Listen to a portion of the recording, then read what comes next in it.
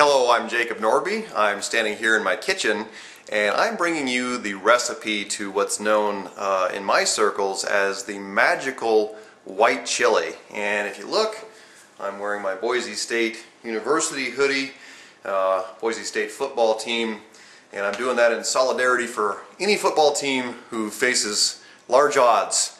And so, go Cardinals in the Super Bowl. This is a white chili recipe that I recommend you make a great big pot of for everybody who's coming over to your house for Super Bowl. But it's also a recipe that is wonderful all year long, but especially in the winter. It's hot, it's easy, and it's delicious, and people want to know your recipe for it. And I recommend you keep it a secret because I call it the magical white chili. So let's get started. I'm going to show you exactly how to make it. First, you start with these easy, quick ingredients, and we'll just walk through them real quick. So chicken breast, you can see I've cooked up a few, grilled those on the grill. You don't have to grill them, they can be just cut up in diced and sauteed. I use an onion, I use some light sour cream, some jalapenos. These are hot, be careful about those depending on what your audience is. I'll show you, put some salsa in there, a little Parmesan cheese, we'll talk about that, some of the chicken broth, and then I use 6 cans of Great Northern white beans. Some places sell it in one big can, or rather a big jar, and that's about enough if you can get it that way. I can't seem to find it right now. And then last but not least, some cream of chicken soup, and I've got the family size there. So we're going to start here by dicing up, peeling, slicing, and dicing up the onion, and we're going to saute that just lightly so that we can put that in sort of pre-cooked. So the onion gets chopped up and sauteed lightly, and we'll do that right now, and then we will start dicing up the chicken. Then we dice up the chicken, and I just again try to make this in pretty small pieces. I try to make the chicken go quite a long way since it's just kind of a base element here, but you know, the white chicken, or the white chili rather, is white beans, white chicken, a little bit of white sour cream. Everything's kind of white in there, so it's kind of a different thing from the normal chili, as you can imagine, which is what makes people's heads turn when they hear white chili. You can hear the onions sauteing in the background there. So we'll move on here in just a moment. Okay, now we're just going to open up the beans or the cans of white beans rather, and you can drain them or not drain them. I a lot of times will go ahead and drain them since we're using chicken broth to sort of create that really good chickeny flavor with this whole thing. That's a technical cooking term, chickeny flavor. So I'm going to go ahead and drain these beans, open up all the cans of them, and dump them right in the can here, right in the pan rather. We'll just dump them right in there as soon as I have drained them out, and then we'll talk about the other ingredients and how to assemble this stuff. So I've gone ahead and dumped the beans in, and white chili is actually a matter of a lot more dumping than almost anything else. You can see the beans are all piled up there, and I'll go ahead now and put the sauteed onions in, again just a good solid dump, another technical chef's term. And now we're going to go ahead and also dump a whole can, and again that's the family size can of cream of chicken soup. It goes right in there. And turn it on, turn the burner on low here, and then go ahead and bring the chicken broth in. And here it's just a matter of pouring enough in, and we may add more as we go. Again, this is more of a go by your nose kind of a thing, so let's go ahead and take that. We've added enough to provide some base of moisture, and this stuff all kind of tends to cook all down and you know, just become a big nice soupy mess there. So as you can see, really all we're doing is just really dumping things. It really doesn't take a lot of technique with this soup. A lot of it comes by sort of just feeling your way.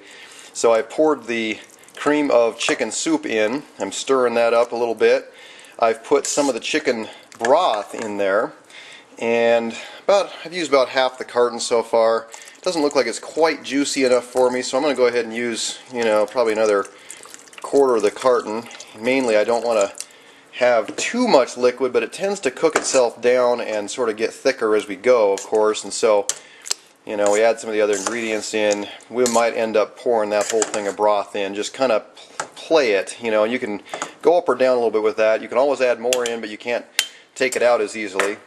And then let's see here, the next event is dumping in the chicken.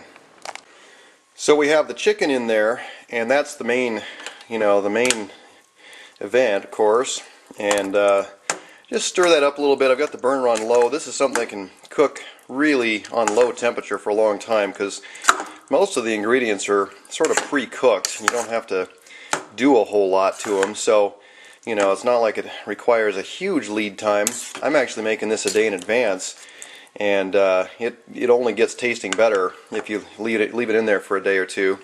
I don't recommend 2 months. So far, the longest shelf life I've seen is about a week. But no, a couple of days. Seriously, a couple of days really makes a big difference. Now I'm going to go ahead and add a couple of spice items here. We're using just a little bit of garlic powder, and again, you can always add more. I'm not going to give you exact measurements here. Just kind of watch what I'm doing and shake a little of that in.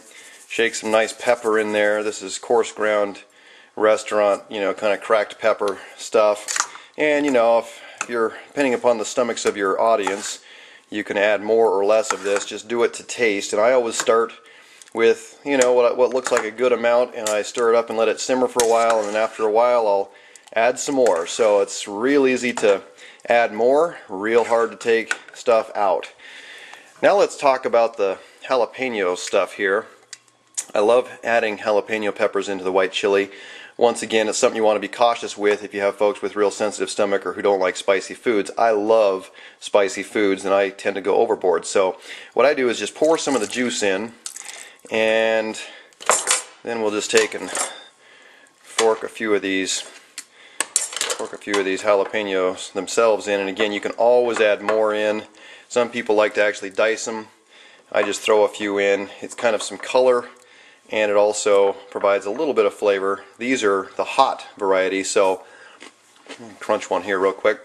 You don't want to go crazy with this, especially if you're dealing with folks who really are a little squeamish about spice. The white chili can be deceptive because it looks very mild. So if you overspice it, you might have some enraged people, which is no good. Toward the end here, I'm going to put a little bit of light sour cream in. Now, back in my chubbier days, I used to use full fat, full flavor, everything. I found that white chili especially doesn't really have to end up having that many calories, so I use the lighter stuff. The chicken broth has very few calories. The beans themselves are relatively low calorie, and again, you can use the light sour cream. Doesn't lose a lot in flavor. I'm going to dump that in, stir it around. I'll sprinkle a little Parmesan on top, and again, if my audience isn't too squeamish, pour some salsa in there. So really, guys, that is it to make the magical chili.